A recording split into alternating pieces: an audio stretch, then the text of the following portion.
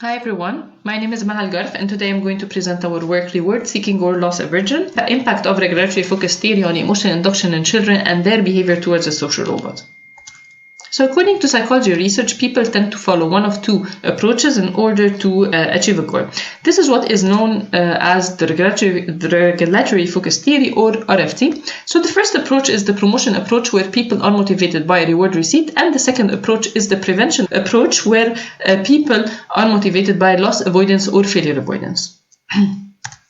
So in our work here, we attempted to use the RFT in order to induce emotions in children. So for example, the promotional paradigm is characterized by feelings of excitement that converge into happiness at goal attainment, and the prevention paradigm is characterized by feelings of fear that converge into relief at goal attainment as well. So why are we trying to induce emotions in children? It's because according to previous research, inducing emotions in children may help them develop their social skills, specifically in relation to teaching them empathy, and also inducing positive emotions in children, for example happiness, helps developing their cognitive skills, for example maximizing their learning performance on math exercises.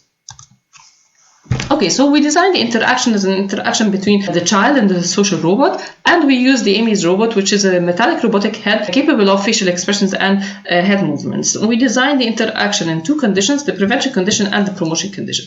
We asked the child to imagine themselves locked with the robot in a spaceship on planet Mars, and together they're trying to find the key in order to get out of the spaceship to planet Mars. And this is done through an interface that is displayed in front of the child on a touch screen between the child and the robot, in where the child would navigate through different rooms or different scenes and click on different buttons in order to find the key. In the prevention condition, the child is asked to find the key in order to get out of the spaceship before the spaceship explodes, and in the promotion condition the child is asked to find the key and get out of the spaceship in order to receive a gift at the end of the interaction.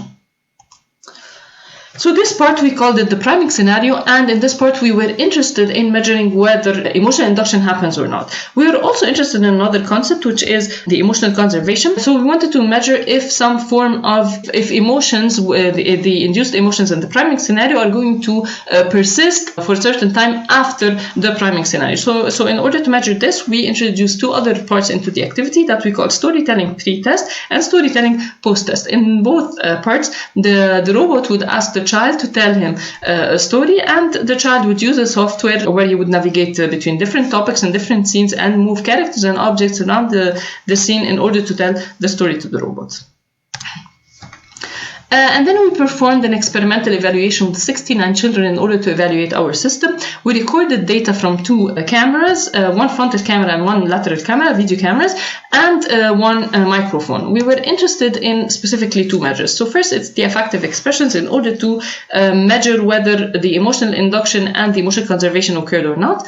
And in order to measure this, we provided the video to the affectiva, so the recorded videos of the children to the affectiva software in order to detect the children's faces and detect the emotions that were expressed by the children in the different video frames. Second, we were interested in measuring the engagement, so whether the induced emotions in the interaction have resulted in improving engagement between the child and the social robot, and we measured this through the social verbal behaviors, which like some form of random questions that the child asked the robot, the child responding to the robot's comments or questions, and the child sharing some random information with the robot. So we did this using behavioral coding analysis using the ELAN software.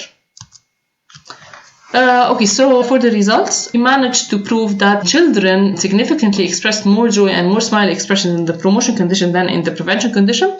We also, however, we did not manage to prove that the same happened in the prevention condition. So in the prevention condition, children did not exhibit more fear expressions than in the promotion condition. We found out that children expressed or exhibited more social verbal behaviors in the promotion condition than in the prevention condition. There was no evidence of emotional conservation in the post-test versus the pre-test. However, we found out that children expressed more social verbal behaviors in the post-test in comparison to the pre-test, independent of the testing condition. So as a summary of the main contributions of our work, this is the first work to investigate RFT for emotional induction using a social robot. We conducted a field user study with 69 children, and we managed to prove successful induction of happiness emotions, which resulted in higher engagement of the children with the robot.